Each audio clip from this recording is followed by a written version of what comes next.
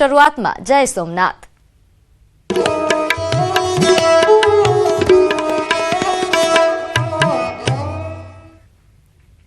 સોમનાથ સ્વાભિમાન પર્વની ઉજવણીનો પ્રારંભ થયો। આજથી 3 દિવસ સ્વાભિમાન પર્વની ઉજવણી કરાશે। પ્રધાનમંત્રીના રોડ શોને લઈને રિહર્સલ પણ હાથ ધરવામાં આવ્યું। નોંધનીય છે કે સોમનાથના આંગણે આ સ્વાભિમાન પર્વનો મંગલ પ્રારંભ થયો। રાજકોટથી વિશેષ ટ્રેન સોમનાથ માટે શરૂ કરાઈ છે, જેમાં હજારો શિવભક્તો પહોંચ્યા। જય સોમનાથ, હર હર ભોલેનાથથી હાલ સમગ્ર સ્ટેશન પરિસર એ ગુંજી ઉઠ્યું।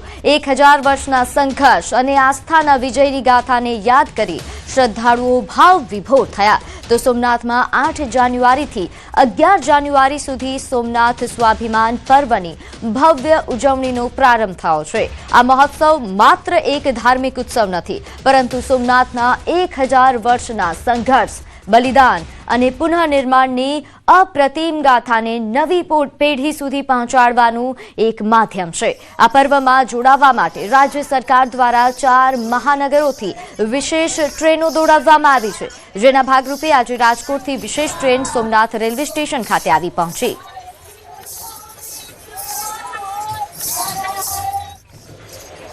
ત્યારે હાલ ગીર સોમનાથમાં આ પર્વને લઈને કેવો માહોલ છે, કેવી તૈયારીઓ છે, તેને લઈને વધુ વિગત સાથે મારી સાથે સંવાદદાતા જોડાઈ ગયા છે। હાલ દિનેશ, સોમનાથમાં કેવા પ્રકારનો માહોલ આપ જોઈ રહ્યા છો? કેવા પ્રકારની ખાસ સુવિધાઓ અને કેવા પ્રકારની તૈયારીઓ છે?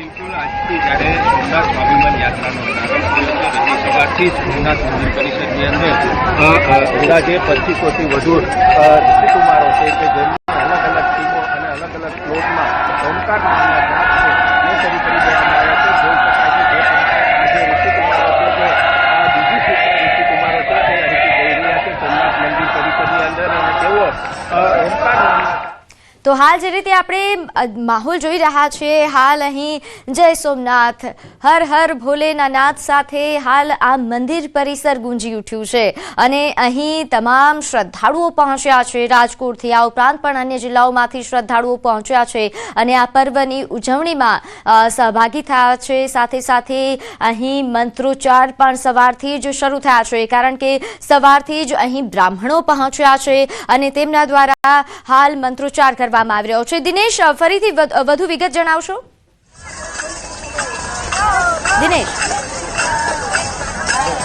જે બિલકુલ પ્રીતિ, જે પ્રમાણે મેં પહેલા જ આપને જણાવ્યું એ પ્રમાણે કે સોમનાથ મંદિરની અંદર હાલ આ ઋષિકેશો છે તેમના દ્વારા ઓમકાર નામના જાપ છે તે શરૂ કરવામાં આવ્યા છે। ઋષિકેશો અલગ અલગ સ્લોટમાં, એટલે કે અલગ અલગ સમય મુજબ 2500 જેટલા ઋષિકેશો છે કે જેઓ સોમનાથ અને પ્રભાસ ક્ષેત્ર છે તેમને ઓમકાર નામના જાપથી મંત્રમુગ્ધ કરી દેવામાં આવશે અને આજે વહેલી સવારથી આ પ્રક્રિયા છે તે શરૂ કરવામાં આવી છે। જોકે વડાપ્રધાન નરેન્દ્ર મોદી આગામી 10 અને 11 તારીખે સોમનાથ આવવાના છે અને કહી શકાય કે તેમના આગમનને લઈને સોમનાથ મંદિરની અંદર અને સોમનાથ મંદિર બહાર તમામ વ્યવસ્થાઓ છે તે કરવામાં આવી છે। તો અલગ અલગ મહિલાઓની જે ટીમો હોય છે તે પણ ઓમકાર નામના જાપ છે કે સોમનાથ મંદિર પરિસરની બહારના જે આગમન બહાર હરિઓમ હરિઓમ નામના જાપથી જે મહિલાઓ છે તે જાપ કરી રહી છે।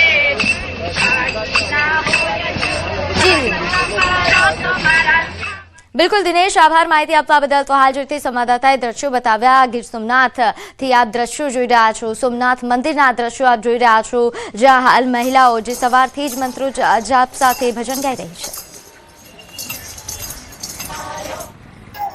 સોમનાથ સ્વાભિમાન પર્વની આજથી ઉજવણી છે તે શરૂ કરવામાં આવી છે અને વહેલી સવારથી સોમનાથ મંદિર પટાગણની અંદર અંદાજે 2500 જેટલા ઋષિકેશો અને વેદવિદો યુવાનો દ્વારા સતત 72 કલાક સુધી, એટલે કે 3 દિવસ સુધી ઓમકાર નામના જાપ છે તે આજથી વહેલી સવારે શરૂ કરવામાં આવ્યા છે। તો અલગ અલગ મહિલાઓની ટીમો દ્વારા પણ સોમનાથ મંદિરની બહાર ના ભાગે કહી શકાય કે ભજન અને કીર્તન કરવામાં આવી રહ્યા છે। ઓમ નમઃ શિવાય, ઓમ નમઃ શિવાય, હર હર મહાદેવના નાદથી સોમનાથ પરિસર છે તે હાલ ગુંજી ઉઠ્યું છે। કહી શકાય કે આગામી 10 અને 11 તારીખે જ્યારે વડાપ્રધાન નરેન્દ્ર મોદી સોમનાથ આવવાના છે અને તેમના ભાગરૂપે એટલે કે કહી શકાય કે આજે વહેલી સવારે અશ્વો દ્વારા 108 અશ્વો દ્વારા રિહર્સલ પણ કરવામાં આવ્યું હતું ને આ રિહર્સલ એટલા માટે કરવામાં આવ્યું હતું કારણ કે જ્યારે વડાપ્રધાન નરેન્દ્ર મોદી છે તે આગામી 11 તારીખે વહેલી સવારે એટલે કે 11 વાગ્યાની આસપાસ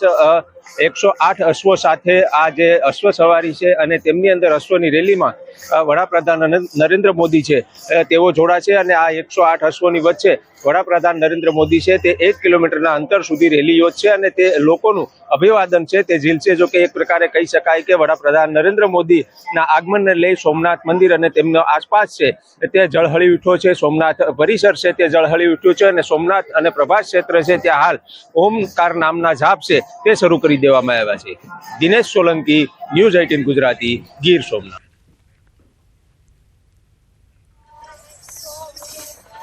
તો પ્રધાનમંત્રી મોદીની પ્રેરણાથી 8 થી 11 જાન્યુઆરી દરમિયાન સોમનાથ સ્વાભિમાન પર્વની ઉજવણી થઈ રહી છે, જે અંતર્ગત સળંગ 72 કલાક સુધી અખંડ ઓમકાર નાદનો જાપ કરવામાં આવશે અને એ જાપ શરૂ થઈ ગયો છે. આજે વહેલી સવારથી આ જાપ શરૂ કરવામાં આવ્યો. ભારતના પ્રમુખ તીર્થો પણ તેમાં જોડાશે. ત્યારે મુખ્યમંત્રી ભૂપેન્દ્ર પટેલ કે જેમના દ્વારા એક વિડીયો સંદેશ દ્વારા જણાવવામાં આવ્યું કે આપણે સૌ આ અખંડ ઓમકાર નાદ જાપમાં જોડાઈએ અને અખંડ સોમનાથ અખંડ ભારતનો સંકલ્પ લઈએ.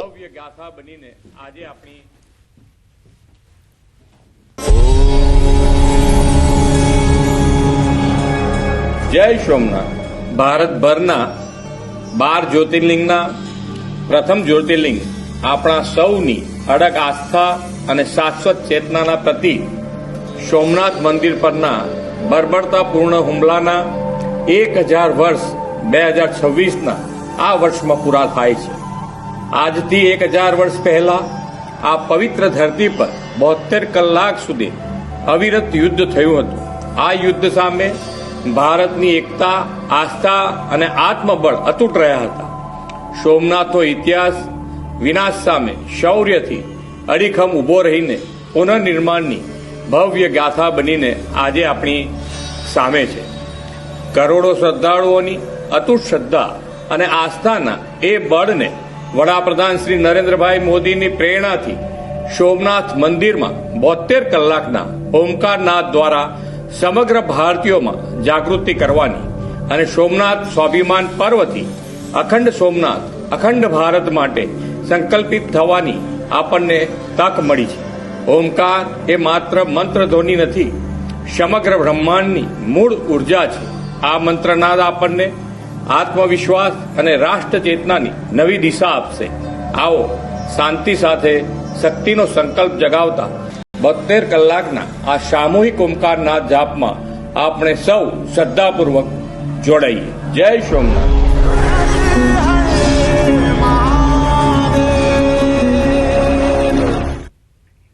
તો સોમનાથમાં પ્રધાનમંત્રીના આગમનને લઈને તૈયારીઓ પૂરજોશમાં થઈ રહી છે. સ્વાભિમાન પર્વમાં શિવભક્તોને આવકારવા સોમનાથ સજ્જ બન્યું છે.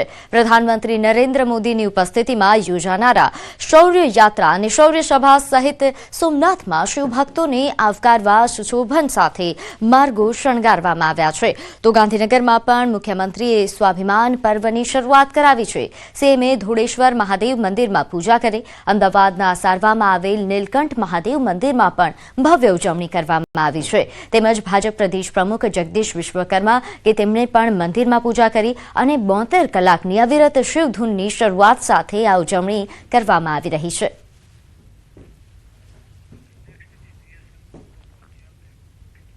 તો સોમનાથના આંગણે સ્વાભિમાન પર્વનો મંગલ પ્રારંભ થયો છે. ત્યારે રાજકોટથી વિશેષ ટ્રેન દ્વારા સોમનાથમાં હજારો શિવભક્તો પહોંચ્યા છે. જય સોમનાથ, હર હર ભોલેનાથથી હાલ આ સમગ્ર સ્ટેશન પરિસર ગુંજી ઉઠ્યું. 1000 વર્ષના સંઘર્ષ અને આસ્થાના વિજયની ગાથાને યાદ કરી શ્રદ્ધાળુઓ ભાવ વિભોર થયા. અહીં સોમનાથમાં 8 જાન્યુઆરીથી એટલે કે આજથી 11 જાન્યુઆરી સુધી સોમનાથ સ્વાભિમાન પર્વની ભવ્ય ઉજવણીનો પ્રારંભ થયો છે. આ મહોત્સવ માત્ર એક ધાર્મિક ઉત્સવ નથી, પરંતુ સોમનાથના 1000 વર્ષના સંઘર્ષ, બલિદાન અને પુનઃનિર્માણની અપ્રતિમ ગાથાને નવી પેઢી સુધી પહોંચાડવાનું એક માધ્યમ છે. આ પર્વમાં જોડાવા માટે રાજ્ય સરકાર દ્વારા 4 મહાનગરોથી વિશેષ ટ્રેનો દોડાવવામાં આવી છે, જેના ભાગરૂપે આજે રાજકોટથી વિશેષ ટ્રેન એ સોમનાથ રેલવે સ્ટેશન ખાતે આવી પહોંચી અને અહીં હર હર ભોલે અને જય સોમનાથના ગગનભેદી નાદથી સમગ્ર સ્ટેશન પરિસર ગુંજી ઉઠ્યું.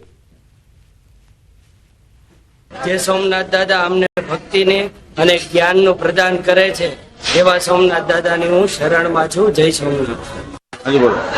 આજથી 1000 વર્ષ પહેલા લૂંટારાઓ દ્વારા આ મંદિરને ધ્વસ્ત કરી નાખવામાં આવ્યું હતું, પણ આપણા માનનીય નરેન્દ્ર મોદીજી, પ્રધાનમંત્રી શ્રી નરેન્દ્ર મોદીજી દ્વારા અને સરદાર પટેલ દ્વારા આ મંદિરને પાછું વિશ્વ સ્તરીય પ્રસિદ્ધ થાય અને હજી પણ 1000 વર્ષથી આ અડીખમ ઊભું છે. એ માટે એટલા માટે આને સ્વાભિમાન પર્વનું નામ આપ્યું છે. આજથી 1000 વર્ષ પહેલા મુગલ પૂજનીય છે સોમનાથ મહાદેવ પર હુમલો કર્યો હતો અને ત્યારબાદ આ 1000 વર્ષ પછી પણ સરકારશ્રી દ્વારા, નરેન્દ્રભાઈ મોદીના દ્વારા અને આજે અમે અહીંયા દર્શન કરવા આવ્યા છીએ. આ મુખ્યમંત્રી વડાપ્રધાનના કાર્યક્રમમાં સોમનાથ જાઉં છું. ત્યાં મને ટ્રેન મારફત કોઈ અગવડતા પડી નથી. ખૂબ સારી સુવિધા આપે છે, તે બદલ ખૂબ ખૂબ આભાર.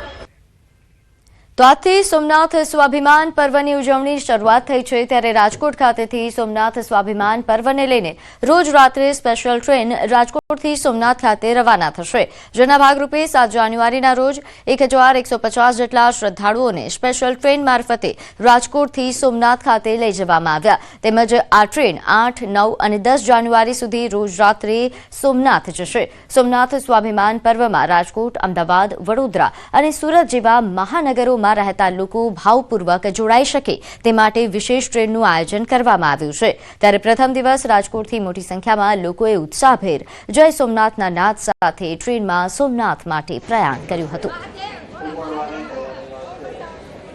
સોમનાથ દાદાને પૂજા અર્ચન કરવાનો આ મહાપર્વ આવ્યું છે, ત્યારે 4 દિવસ સુધી રોજ રાત્રે સ્પેશિયલ ટ્રેન દ્વારા મહાનગરોમાંથી સોમનાથ દાદાના દર્શન કરવા ભક્તો જવાના છે. ત્યારે રાજકોટમાંથી આજે પ્રથમ ટ્રેન જઈ રહી છે અને આજે 7 તારીખ, 8 તારીખ, 9 ને 10 4 દિવસ સ્પેશિયલ ટ્રેન રોજ રાત્રે ઉપડશે.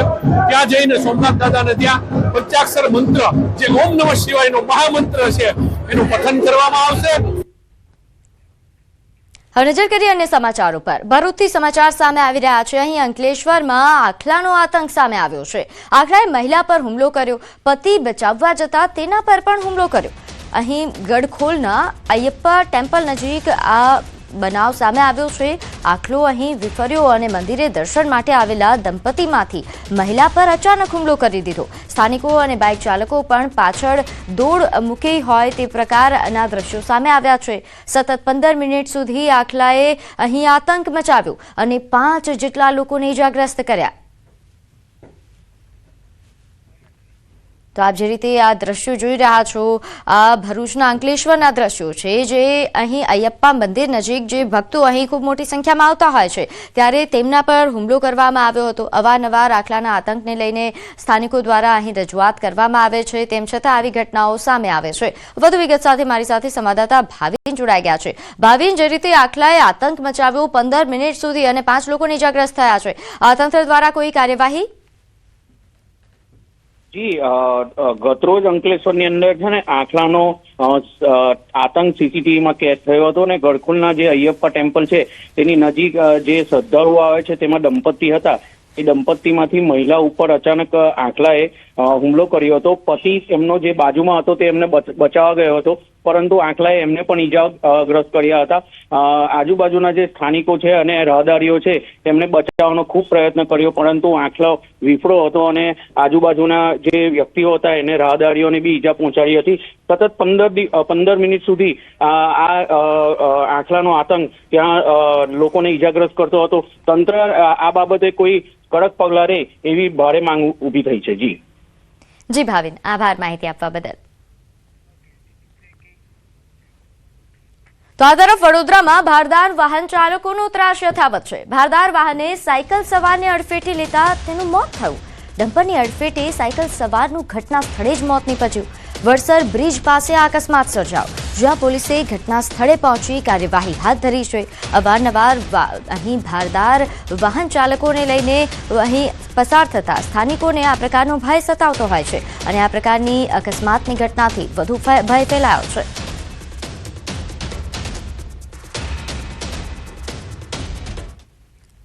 તો સુરેન્દ્રનગરમાં અકસ્માતમાં ટ્રક ચાલકનું મોત થયું. લીંબડી અમદાવાદ નેશનલ હાઈવે પર અકસ્માત સર્જાયો હતો. 2 ટ્રક વચ્ચે અકસ્માત સર્જાયો, જેમાં ટ્રક ચાલકનો મૃતદેહ 2 કલાક સુધી કેબિનમાં ફસાયેલો રહ્યો. પોલીસે ટ્રક ચાલકનો મૃતદેહ બહાર કાઢ્યો અને અકસ્માતના પગલે અહીં ટ્રાફિક જામ પણ સર્જાયો હતો, જે પોલીસ દ્વારા પછી ટ્રાફિક જામ હળવો કરવામાં આવ્યો. આજે દ્રશ્યો સામે આવી રહ્યા છે. લીંબડી અમદાવાદ નેશનલ હાઈવે પર અકસ્માતનો આ બનાવ છે. 2 ટ્રક એકબીજા સાથે અથડાયા હતા, જેના કારણે આ અકસ્માત સર્જાયો, જેમાં એક ટ્રક ચાલક કે જેનું મોત થયા હોવાના સમાચાર છે. અકસ્માત એટલો ભયાનક હતો કે ટ્રક ચાલક એ કેબિનમાં 2 કલાકથી વધુ સમય સુધી ફસાયેલો રહ્યો. જોકે તે બાદ પોલીસ દ્વારા તેને બહાર કાઢવામાં આવ્યો. તો વડોદરામાં ફસાયેલા પક્ષીનું રેસ્ક્યુ કરવામાં આવ્યું. છાણી વિસ્તારની ઘટના છે, જ્યાં મોબાઈલ ટાવર પર એક પક્ષી મુસીબતમાં મુકાયું હતું. ફાયર વિભાગને મેસેજ મળ્યો હતો કે અંદાજે 40 થી 50 ફૂટ ઊંચા ટાવર પર એક પક્ષી ફસાઈ ગયું છે. મેસેજ મળતાની સાથે જ ફાયર વિભાગની ટીમ તાત્કાલિક ઘટના સ્થળે દોડી આવી અને તપાસ કરતા માલુમ પડ્યું કે ટાવરના તારમાં એક સમડી ફસાઈ ગઈ હતી. પોતાના જીવની પરવા કર્યા વગર ફાયરના જવાનોએ ટાવર પર ચઢવાનું શરૂ કર્યું. જોકે આ રેસ્ક્યુ ઓપરેશન એટલું સરળ નહોતું. ફાયર જવાન જ્યારે સમડી સુધી પહોંચ્યા ત્યારે મુશ્કેલી એ હતી કે આસપાસ અન્ય પક્ષીઓ પણ ઉડી રહ્યા હતા. ડર હતો કે ઘાયલ સમડી પર બીજા પક્ષીઓ હુમલો ન કરી બેસે, પરંતુ ફાયરના જાબાદ જવાને અત્યંત સાવચેતી અને કુનેહપૂર્વક સમડીને અન્ય પક્ષીઓથી બચાવીને સુરક્ષિત રીતે નીચે ઉતારી હતી.